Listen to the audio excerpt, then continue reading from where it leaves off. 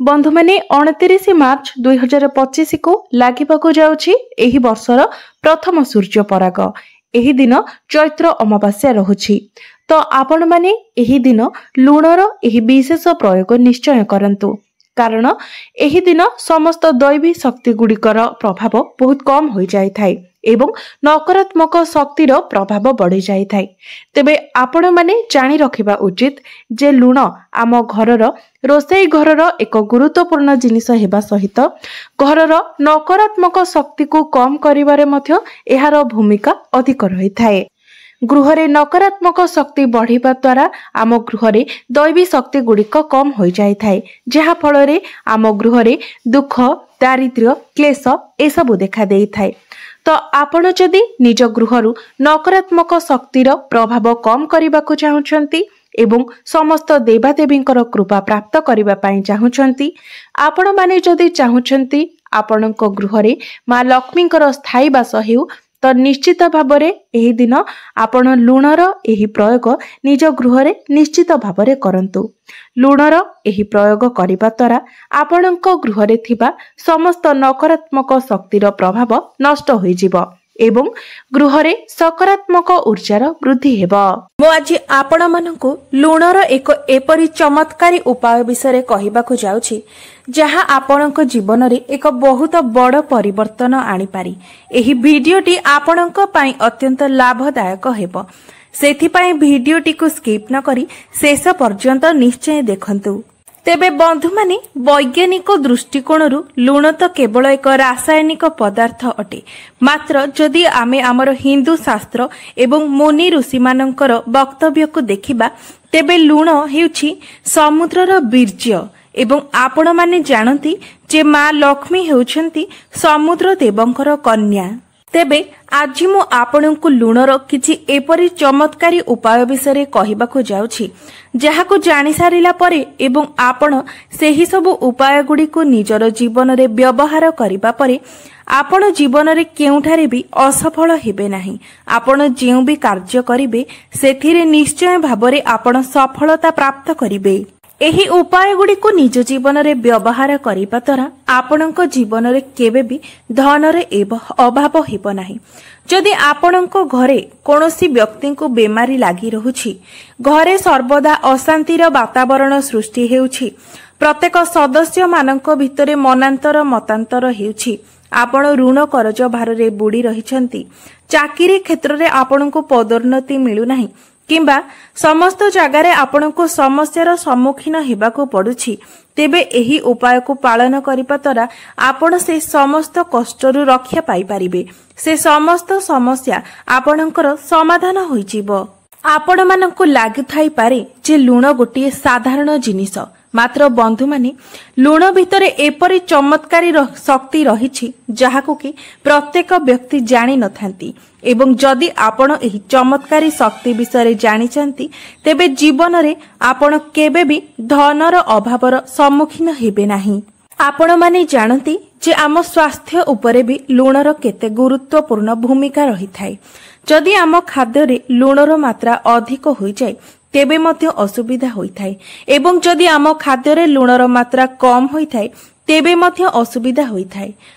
एहार अर्थ हैला लुण आमको जीवन देई पारे एवं आमर जीवन नेई मध्य पारे। तेबे आज मु आपणको एही भिडियो रे लुणर किछि ज्योतिषीय उपाय कहिबाकू जाउछि, जहाको जदि आपण निज जीवन रे प्रयोग करंती, तेबे आपणको जीवन रे केबे भी कोनोसी कष्टर सामना करिबाकू पड़िबो नाही। तेबे बंधु माने आपण माने जानती जे लुण विभिन्न प्रकारर रही थाए, जेपरि कि प्रथमे हेउची संधैव लवण, जहाकू कि आमे पहाड़िया लुण भाबरे मध्य जानि थाउ। आउ गोटिए हेउची सामुद्रिक लुण, अन्यटी हेउची कला लुण एवं गोटिए हेउची साधारण लुण। मात्र ज्योतिष शास्त्र रे लुण को चंद्र एवं शुक्रंकर प्रतीक भाबरे माना जाई थाए।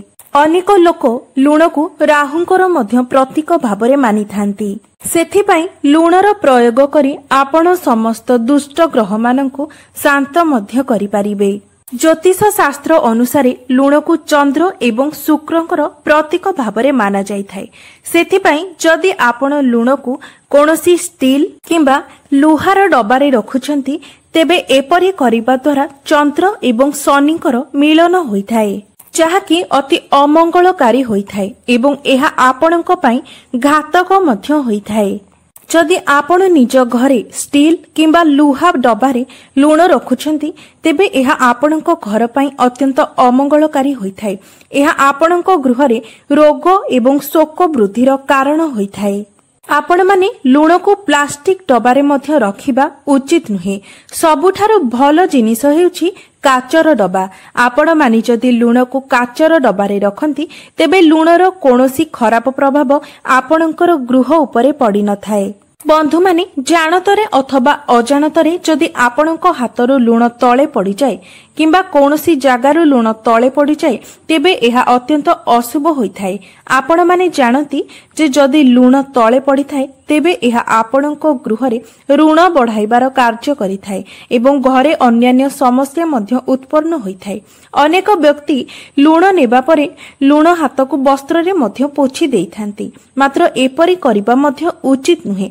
जदि लुण तळे पड़ी जाए किंबा आपणक हातरे लागिथाय तेबे आपण हातकु धोई दियंतु एवं तळे पड़िथिबा लुण को सफा करी पोछि दियंतु, किंतु केबे भी तळे लुण पकांतु नाही किंबा निजर पिंधा वस्त्र रे लुण को पोछंतु नाही। एपरि करिबा अत्यंत अमंगलकारी होइथाय।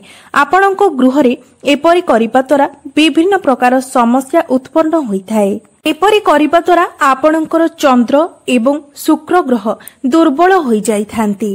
यदि आपणक कुंडली रे चंद्र दुर्बल हुअंती तेबे आपणकर पारिवारिक सुखरे व्याघात घटिथाय एवं कुंडली रे शुक्र ग्रह दुर्बल हेबा द्वारा आपणकर धन हानि होइथाय एवं गृहरे आर्थिक समस्या उत्पन्न होइथाय।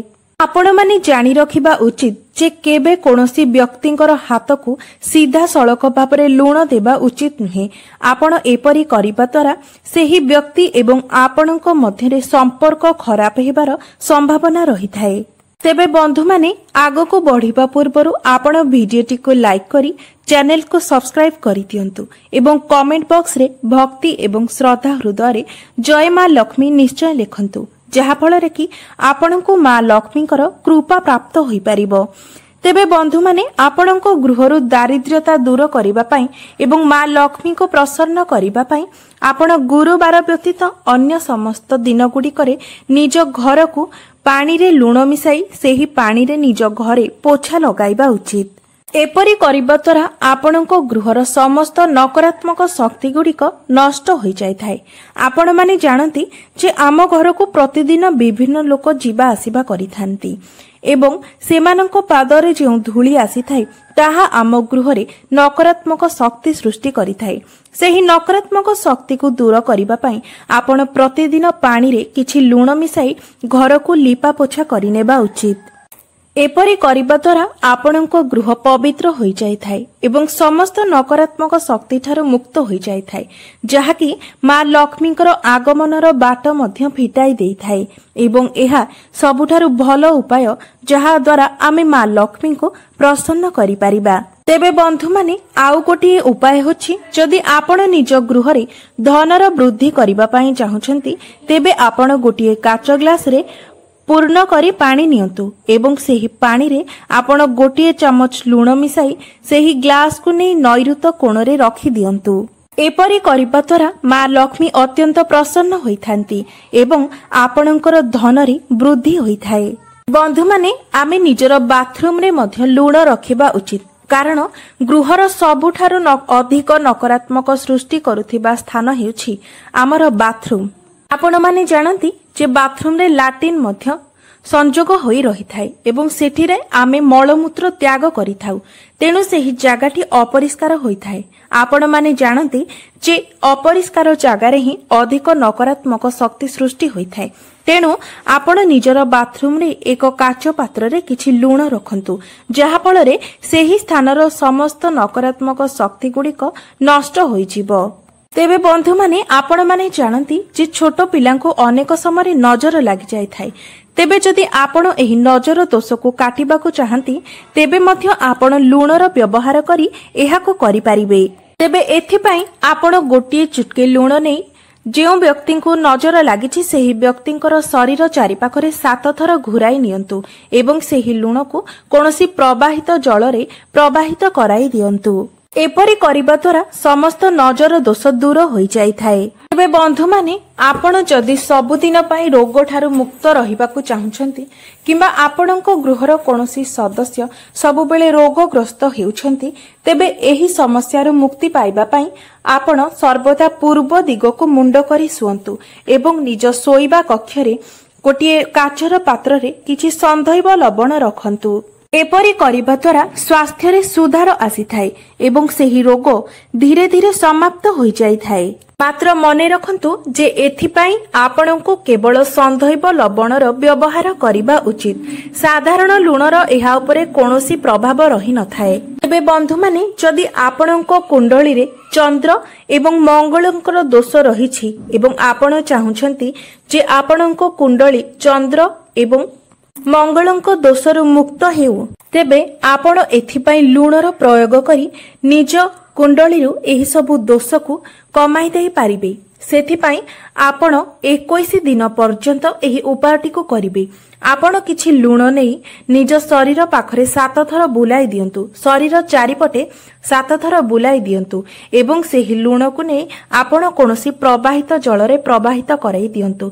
एपरी आपणको 21 दिन पर्यंत करिबाको हेबो। एपरी करिबा द्वारा आपणको कुंडलीरु चंद्र एवं मंगल दोष दूर होई जाई थाए। बंधु माने आपण जति सबुबेले मानसिक चिंतारे रहुछंती आपणको सबुबेले अस्तव्यस्त लागुछि एवं आपण केबे भी निज भितरे स्थिरता अनुभव करि पारु नाहंती तेबे एथिपाई एही सबु समस्यार समाधान पाई मध्य आपण लूणर प्रयोग करि पारिबे।